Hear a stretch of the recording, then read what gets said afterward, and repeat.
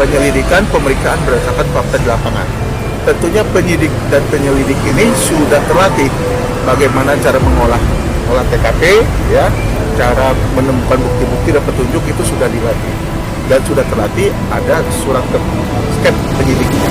Nah, tentunya penyidiklah yang akan membuktikan, ya, terlepas yang bersangkutan menyampaikan bahwa dia melihat dan sebagainya ini itu boleh-boleh saja, tetapi kita dalam penyidikan berpedoman kepada apa yang dilakukan oleh penyidik dalam rangkaian.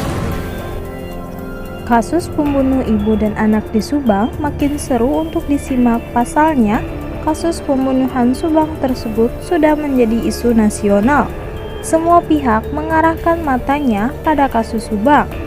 Kasus Subang terbaru hari ini datang dari kepolisian yang membahas soal bantuan polisi atau Banpol yang diduga telah memerintahkan Muhammad Ramdhanu alias Danu untuk masuk ke TKP kejadian perkara pembunuh ibu dan anak di Subang tersebut. Danu saat itu menerobos polis lain atau garis polisi yang sudah dipasang sehari sebelumnya setelah ditemukan jenazah Ibu Tuti dan Amalia yang tertumpuk di bagasi Toyota Alphard yang diparkir di rumah TKP kasus pembunuhan Subang. Belakangan, Yoris membongkar bahwa oknum Banpol tersebut bernama Uci yang sehari-hari bertugas di Polsek Jalan Cagak, Subang. Sosok Banpol tersebut dibongkar oleh Yoris Subang saat melakukan wawancara dengan wartawan seperti dikutip dari kanal YouTube TV One. Yoris mengungkap nama dan posisi Banpol tersebut. Dijelaskan saat wawancara dengan TV One, Yoris dengan terang-terangan mengetahui Banpol tersebut. Namanya adalah Uci dan biasa kerja di Polsek Jalan Cagak, Subang. Yoris mengakui dia sering melihat Uci di Polsek Jalan Cagak dan awalnya mengira Uci adalah seorang polisi karena seragamnya hampir mirip seragam polisi. Yoris baru mengetahui bahwa Uci adalah seorang Banpol setelah ramainya pemberitaan soal Banpol dan Danu yang masuk ke TKP.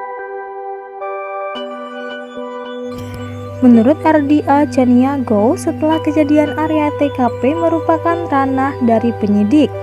Dibuka atau ditutupnya area TKP merupakan kewenangan dari penyidik. Enggak ada, TKP itu dibuka dan ditutup oleh petugas. Jadi tidak ada Banpol untuk membuka-buka, itu tidak ada, kata RDA Caniago. Seperti diketahui, isu Banpol ini diembuskan oleh Danu, salah satu kerabat korban pembunuhan di Subang. Danu mengaku sehari setelah mayat Tuti dan Amalia ditemukan, Danu diminta Yoris menjaga TKP kasus pembunuhan Subang. Di saat dia berjaga, Danu melalui kuasa hukumnya Ahmad Taufan mengaku ada oknum Banpol yang meminta Danu masuk ke TKP untuk membersihkan bak kamar mandi. Di bak itu pun ditemukan gunting dan cutter. Keberadaan oknum Banpol juga sebelumnya sempat diragukan oleh Rohman Hidayat, kuasa hukum Yosef, suami sekaligus ayah korban. Saya sampai saat ini belum memiliki data yang akurat terkait Banpol. Apakah itu benar ada atau rekayasanya Danu, ucap Rohman Hidayat. Rohman menuturkan isu Banpol baru muncul belakangan ini usai Danu diperiksa oleh penyidik.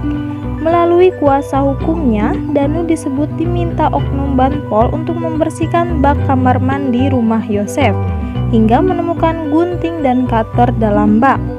Rohman menyebutkan selama mendampingi kliennya diperiksa belasan kali belum ada keterangan soal Banpol ini, sehingga dia menuding Danu mengarang cerita soal Banpol tersebut.